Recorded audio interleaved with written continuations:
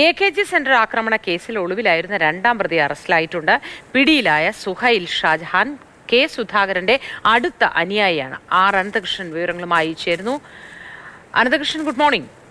വളരെ കാലമായി ഇതിന് പിന്നിൽ ഒരു അന്വേഷണം നടന്നുകൊണ്ടേയിരിക്കുകയായിരുന്നു. ഇപ്പോൾ എവിടെ നിന്നാണ് പ്രതിയെ പിടികിട്ടിയത്? ഈ പ്രതിയുടെ ഒരു ബാക്ക്ഗ്രൗണ്ട് എന്താണ്?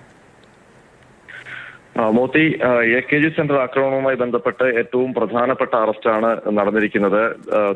ഈ കേസിലെ മുഖ്യ ആസൂത്രകനും രണ്ടാം പ്രതിയുമായ സുഹൈൽ ഷാജഹാനാണ് പിടിയിലായിരിക്കുന്നത്. ഇയാൾ ദീർഘകാലമായി ഗൾഫിൽ ഒളിവിലായിരുന്നു. ഇയാൾ ഡൽഹി വിമാനത്താവളത്തിൽ ഇന്നലെ എത്തിയതോടെയാണ് ഇയാളെ അവിടെ തടഞ്ഞു വെച്ചത്. ഇയാൾക്കെതിരെ ലുക്കൌട്ട് നോട്ടീസ് ഉണ്ടായിരുന്നു. ഈ നോട്ടീസ് പ്രകാരമാണ് ഇയാളെ ഡൽഹി വിമാനത്താവളത്തിൽ തടഞ്ഞു വെച്ചത്. ഇയാളെ അവിടെ കസ്റ്റഡിയിൽ എടുത്തിട്ടുണ്ട്. ഇവിടെ നിന്ന് ക്രൈംബ്രാഞ്ച് സംഘം ഡൽഹിക്ക് തിരിക്കും.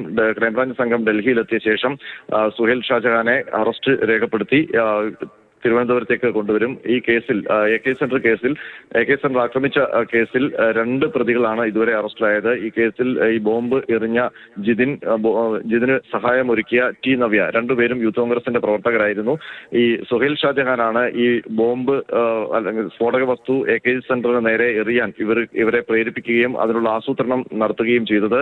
മാത്രമല്ല, KPCC പ്രസിഡന്റ് കെ സുധാകരന്റെ അടുത്ത അനുയായിയായിട്ടാണ് സുഹൈൽ ഷാജഹാൻ അറിയപ്പെടുന്നത്.